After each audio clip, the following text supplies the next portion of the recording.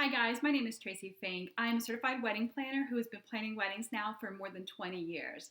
I'm also the owner of Weddings by Tracy and the co-founder of Wedding Planner on Call. Thank you so much for checking into our YouTube channel, and if you haven't had a chance to subscribe yet, please do.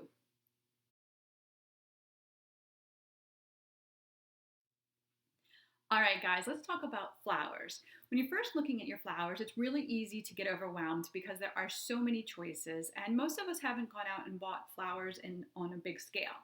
So there are some things that will help you through this process that I want to share with you. First of all, when you're talking to a florist, realize that you're not just purchasing flowers. So that there actually are three things that I like to say that florists provide. First of all, of course, is the product. So it's the actual flowers. The second is the design. So it's the actual creating what the look that you want. What does that mean? What colors go with what colors? How do you want your centerpiece to look? So there's a lot of design that goes into your flowers. And then the third part is the labor. When you first have your flowers delivered, somebody's going to come and they set it up. Then at the end of the night, somebody has to come back, break it all down, and take it as well. So there are three components when you are quoted a price for your flowers. So it's helpful to put together a vision board for your flowers. The first things you want to put on there are your bouquets. So that would be your bouquet and your bridesmaids' bouquets. Now, it is okay for them to be completely different, or they can be very similar. It's a matter of colors, how you want that to look. The second thing are the corsages. So again, for the moms, the grandmoms, any women in your life that you really want to do something special for. Now, there are two types of corsages you want to think about. One is the kind that goes on their wrist and one that goes on their outfit.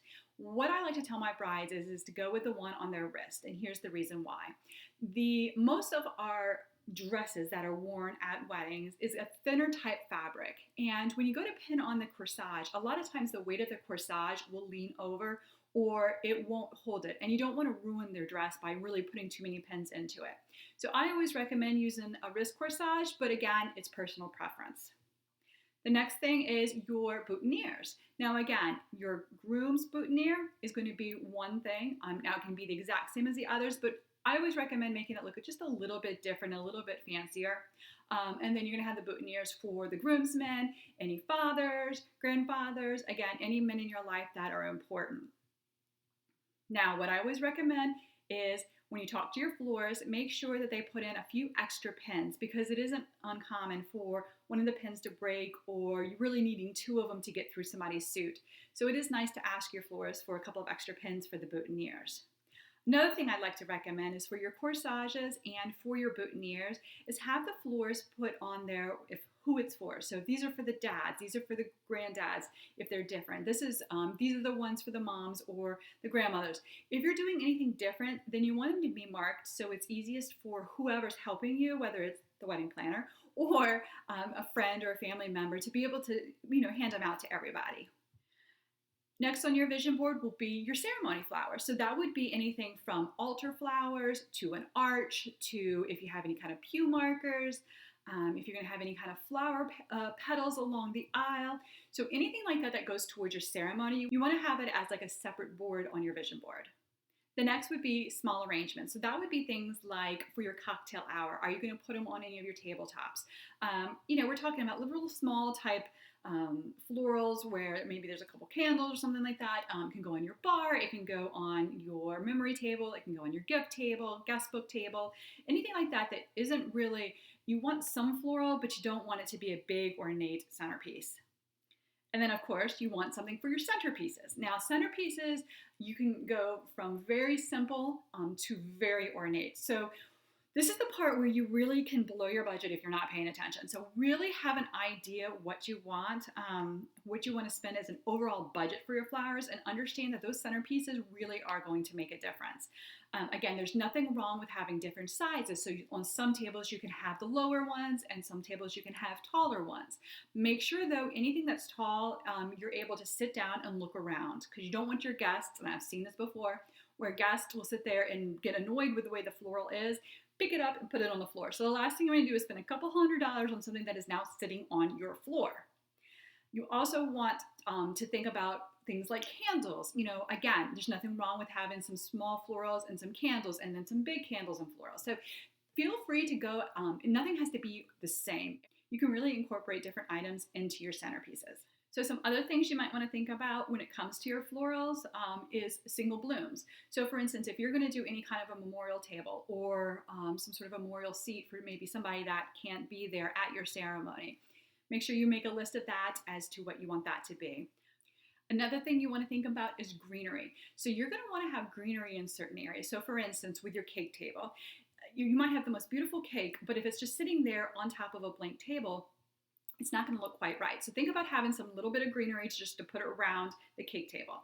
Other areas you might want to consider greenery would be things like if you have a stairwell, wrapping your stairwell. Your chandeliers, for instance, there's nothing more beautiful than having greenery hanging from a chandelier. On your bar, if you want to have something to kind of soften it up. So any of your areas where you want a little something but you don't want to spend a lot of money, greenery is definitely the way to go. Let your florist know what you're wanting and they can give you a recommendation as to what kind of greenery or garland would work appropriately. All right, so one of the questions I'm always asked is how can I save money on my florals? So there are some tips and some things that will help you save some money.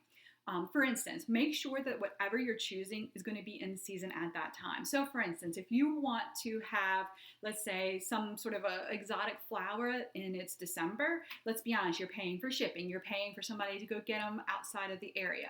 You're paying stuff that you don't need to be paying for. So choose flowers that are seasonal.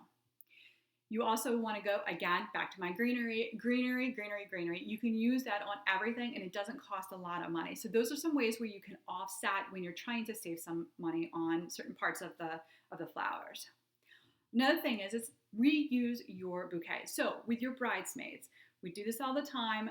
When you take the bridesmaids' florals and their bouquets and you can put them in vases and you can put those on the table. So that could be some of the smaller centerpieces, for instance. It can go on the bar. It can go by the cake table. It can offset areas where, you want florals, but you don't want to have to pay for extra florals. Because let's be honest, your bridesmaids are not going to be walking around dancing and stuff with them once the ceremony is over. Same thing with your bouquet. Use your bouquet for instance, your sweetheart table, your head table. It's a great way to have a bigger type of a floral. And again, you're reusing, repurposing, which I'm a big fan of. Also, if you have, if you're looking to do maybe a bouquet toss, don't purchase an additional bouquet to toss. Use one of your bridesmaids. Find out who's not going to be reusing them and just use that as your bouquet. There's no reason to pay, $50, $30 for a bouquet when you've already got them available to you. And again, these are just some tips to help you with flowers. One more piece of advice, the more you pin, the more you spend. So be careful getting sucked into that Pinterest black hole where you see all these wonderful, beautiful images of florals and then come to find out that having one little twig can cost you a couple $100. So again, keep it small, keep it realistic, make sure your florist knows what your budget is, and you're going to be set. Thank you so much, guys, for listening and for hanging out with me here today. Again, if you haven't had a chance to follow us, we have Facebook, Instagram, and Pinterest, so all that information is down below in the comment section. If you could, please subscribe to our YouTube channel. We really would appreciate it. All right, guys, have a great rest of your day. Bye for now.